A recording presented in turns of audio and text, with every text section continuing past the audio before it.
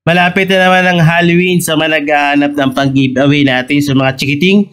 So meron ako dito guys ginawa na mini chips bag. So meron tayong size na small size at yung big size natin. So dalawang klaseng size yan. So yung design natin ay 15 na piraso, 15 na design. So pipili na lang sila dyan. Okay? Yung template natin ay for sale. So Canva template yan. Itong mga to. Yan. So lalagyan nyo na lang siya ng candy. Ayun no. So depende kung ilang kasya doon sa ating lalagyanan. So dito, ayun no. Kasya yung 4 dyan hanggang 5 candy. Diba? Ayan. So seal nyo na lang. Kung meron kayong corrugated na scissor, maganda yan. Para makat nyo dito sa pinakadulo-dulo. Para maganda tignan. Ayun o. Diba? So managhahanap or gusto ng template na to, syempre, for sale yan. Murang-mura lang yan guys. Canva template at yung ready to print na natin. So sa A4 size, 4 yung kasyang ganitong maliliit. Itong malaki naman natin, 2 ang kasya sa isang A4 size. Ayun o. Diba? Yan. Napakaganda na ito. Lalo na sa ating mga chikiting. Matutuwa yung mga yun pag binigyan mo ng candy na nakalagay dito sa loob. Kaysa bigyan mo siya ng pera. Ayun o. Diba? Ayan. Ito yung big size natin. Ayun o. Diba? Maganda yan. So message na lang or add to cart na lang sa website natin kung saan makakabili ng template natin para sa mini chips bag.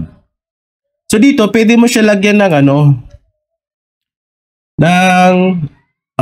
from at yung to. Ito.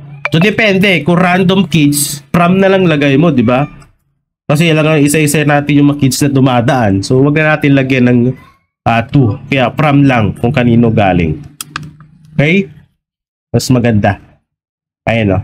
Para makabili ng template natin ng mini chips bag para sa Halloween, so click nyo lang guys yung link dyan sa description or sa comment section. So dito sa website natin, maraming tayong template na pwedeng mabili. Canva template, ready to print, at yung mga Google Sheets template natin. So click lang natin dito sa search bar, mini chips bag. Or kaya chips bag na lang para lumabas lahat ng mga chips bag natin na template. Ayan. So lalabas dito yan guys. So i-click lang natin tong Halloween mini chips bag. So 15 design yan. 15 na design na Canva template. Sa pag-print nito guys, bibigyan ko kayo ng idea. I-print nyo siya sa A4 size. I-download nyo muna yung design. Tapos pagkasyahin nyo yung 4 na design doon sa A4 size para kasya yung 4 at the same time yung size niya ay katamtaman lang para sa ating mini chips bag. So pag sa big size naman, kasya 2 sa isang A4 size at yung pinakamalaki yung isang piraso sa A4 size. So ganun lang din naman yun. Okay? So pagkasyahin nyo yung 4 sa A4 size para sa mini chips bag at yung medyo malaki 2 sa A4 size at yung pinakamalaki ay isang piraso sa A4 size. Okay? So add to cart nyo lang. Dito sa website natin, marami tayong payment method na pwedeng magamit. Okay? GCash, Maya, bank transfer, kahit anong e-wallet basta meron siyang pang-scan ng QR code. Kasi dito, pag na-generate mo yung order mo, may lalabas na QR code at i-scan mo lang siya. So, add to cart.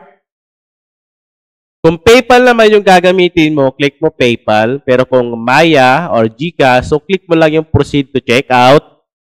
Sa pag-checkout dito sa website natin, guys, kailangan fill up pa mo yung billing details dahil dyan isi-send yung template na mabibili mo. So, click mo yung first name, last name, town, city, postcode, phone number, higit sa lahat guys, pinaka-importante, yung email address kasi dyan isi-send yung template, automatic yan pag nag-successful yung payment mo. So, click mo lang yung debit credit kung credit card yung gamit mo. PayPal, direct bank transfer, at yung GCash natin. So, click mo lang yung GCash, click mo lang yung I have read. Tapos, place order mo, lalabas yung QR code. So, scan mo lang yun. So, hindi mo na kailangan i-link yung GCash mo dito sa website natin. So, hindi ganon. So, lalabas yung QR code dyan. Scan mo lang gamit yung e-wallet mo na GCash or kahit anong universal QRPH natin na e-wallet.